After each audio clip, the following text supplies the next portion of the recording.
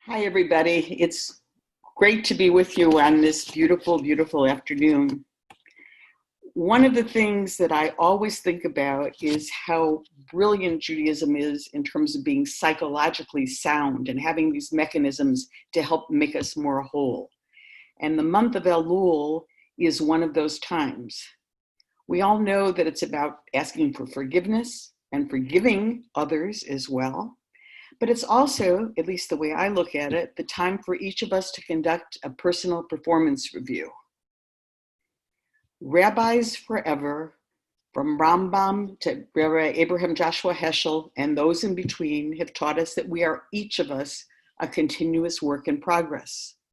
So this is a month when we've got to work on ourselves to try to be an even better me.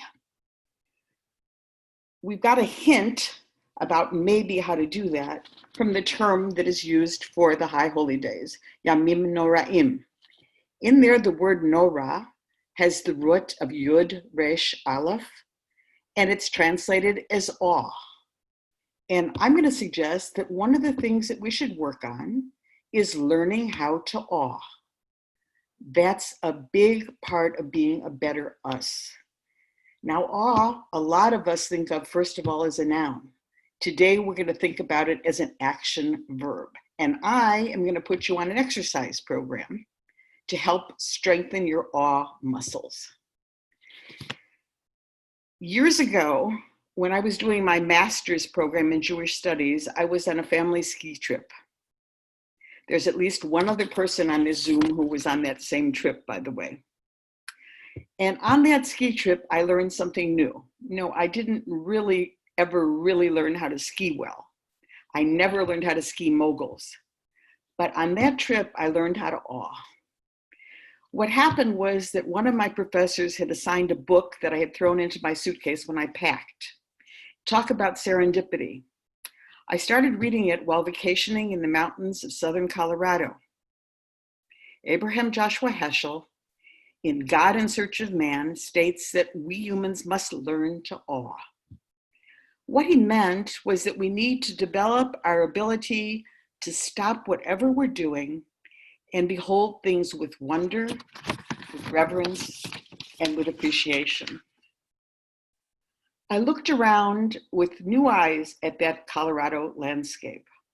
I saw the snowy mountains and the deep blue sky as if for the very first time. I felt a closeness to God. I knew exactly what Rabbi Heschel was talking about.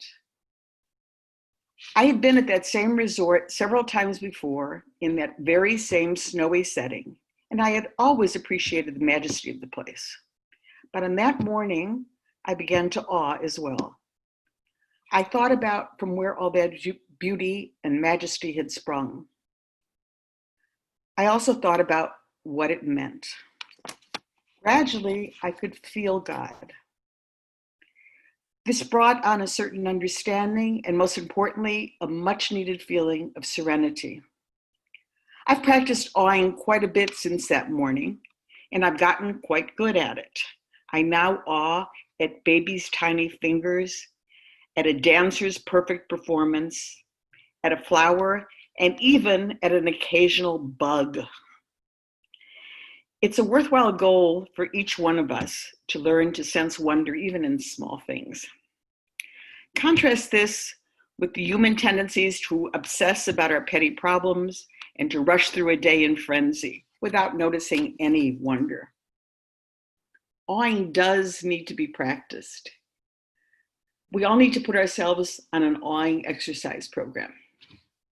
If you're wondering how your life would be better if you really got good at this skill, consider this.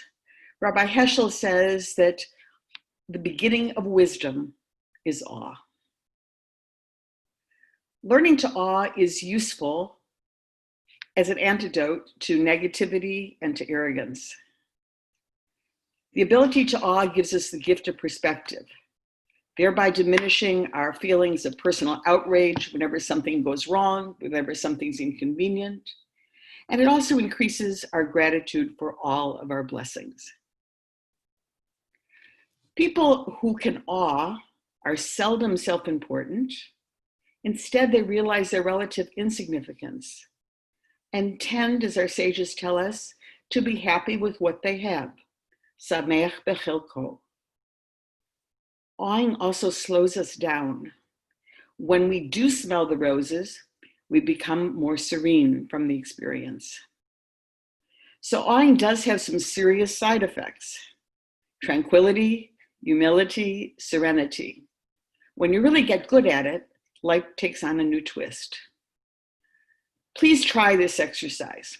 First thing each morning, for the next 4 or 5 days, look outside or step outside to pause and to awe. You'll find something. Then move that exercise indoors. Finding things at which to marvel is really easy if you give it a try. And I promise you'll be richer for it.